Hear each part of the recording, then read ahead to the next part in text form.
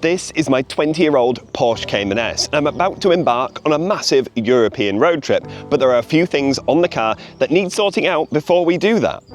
And in this video, I'm going to talk about all the things that I need to do before we drop it off at the garage and get those things sorted and make this car run exactly how it should be running.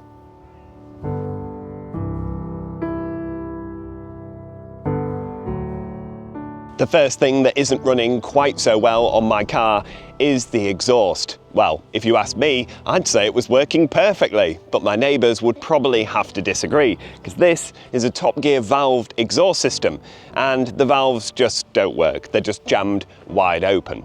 I think there's a wiring connection issue or something to check out, because the battery in the fob is working, and it worked right up until the point when it went to a garage for some bits and bobs under the engine. So I think either something's been snagged or not plugged in properly. But yeah, need to get that sorted out, because it's also quite loud on a motorway. And then there's the back of the car. Now, this car recently underwent a full suspension refresh, replacing everything that can be replaced, including all new bushes, lower arms, drop links, the lot. And the car handles better than it ever has done. The only slight issue is there is now a rattle coming from the back here somewhere. With the suspension being fully redone, the only thing I can think it could be is a heat shield. So I need to get that checked out to make sure there's no loose bolts like the last time I drove around the Nürburgring. I also need a brand new tyre because, of course, I don't replace the tyres in pairs. And last year I got a puncture in the other side, so I replaced that one tyre. This one's now looking a little bit low and ready for replacement. The next thing is a bit of an odd one, really, and it's the rear wiper. It started to play funny games and started to stop halfway across the screen, and now it doesn't go back that way. I think the motor's like seized or something, but either way, it rattles when you're driving. So the plan is with that is to get it either replaced or de-wiper it. Let me know in the comments what you think I should do.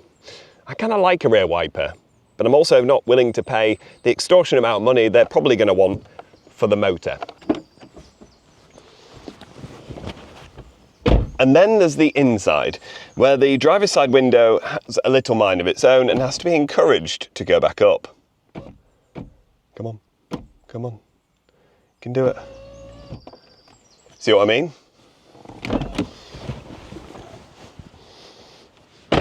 And lastly, it needs a full service. So new spark plugs, oil change, and everything that comes with a full service on one of these. Because then it will be truly ready for its biggest European adventure so far.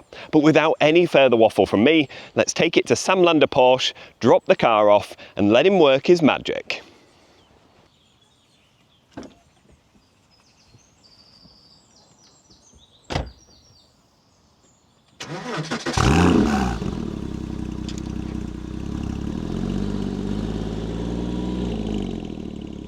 So we've dropped the Porsche off here at Sam Lander Porsche, and the car is going to be gone for a few days, but that doesn't matter because I've got this for the next week, and it's a Genesis GV60 with 500 horsepower. And what a car this is. Now, this isn't the first Genesis I've featured on the channel. I've driven many of their cars before, but this is the one I was really looking forward to, because this is the GV60 Performance. It also features a boost button and drift mode. And over the next few weeks, I'm going to be driving it and then giving you my full review on it. But in today's video, I'm going to share one amazing feature about this car that makes me feel excited for the future and not so disheartened. With all electric cars, they're all rapid, and I've put it in sport mode straight away. You might just be able to hear, but this car features noises to make it feel like a petrol car. But not only that, these paddles here become your gear sticks. Downshift. We're in second gear.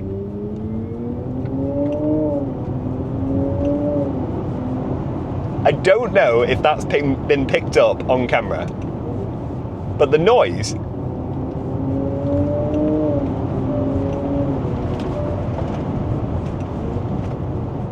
it's fantastic. I thought virtual gear changes would be a gimmick. They're not a gimmick at all, because it makes an electric car actually fun and engaging to drive. And it's not just a button that then allows the car to go quicker or anything like that. It's not as simple as that. This is fully programmed. This has engine braking. Second gear.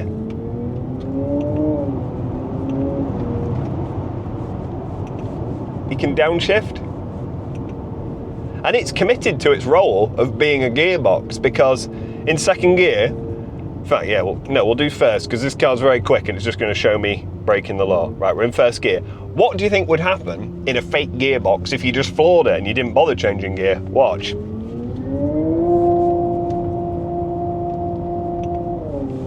It won't go. It is determined to be a gearbox.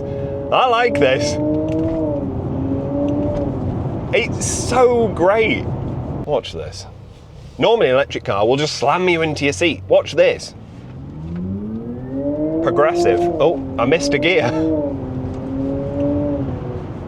It's so good. It's so good. A lot of people in the comments are going to be like, you've lost the plot. It's a fake gearbox. It's completely ridiculous. But honestly, when you try it, you'll appreciate it. Because it's quite simply not just a thing that restricts the speed in each gear. It's more than that. Whoever's designed this has made it work and feel so realistic. And this is just the beginning, guys. Imagine when Porsche start to do things like this. Imagine when Lamborghini bring out their electric car, or Ferrari fit it to the Luce. It may make us think very differently about that car. If they can make it, and these sort of cars, sound a little bit better, make the gear changes more aggressive.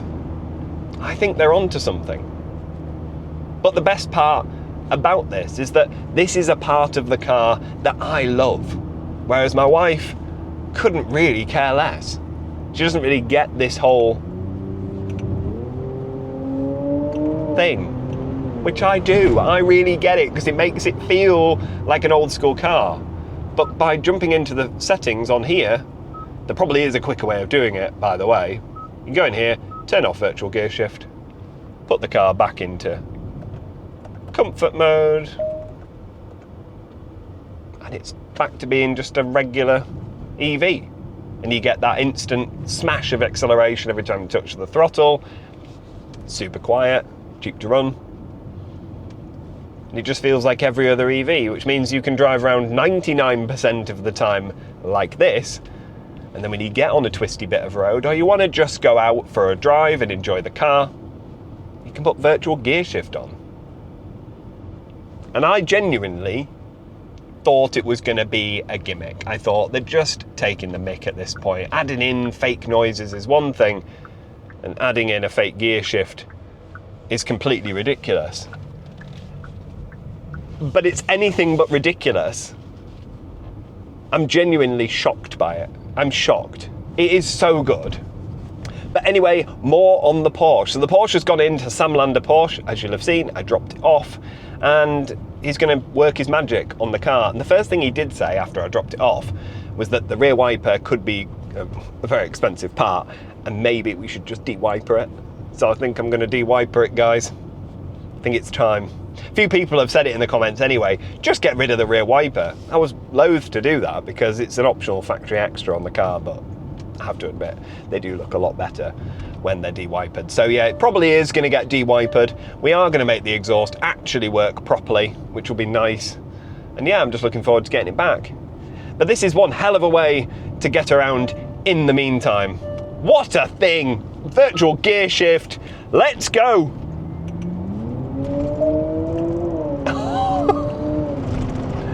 It's genuinely brilliant. Like back then, right? I know I keep going on about this, but look, if you're in, for example, I'm going to put the car into its fake gear. Oh, it's got 8 gears apparently. I'm going to put it into, right, now I'm going to floor it, watch.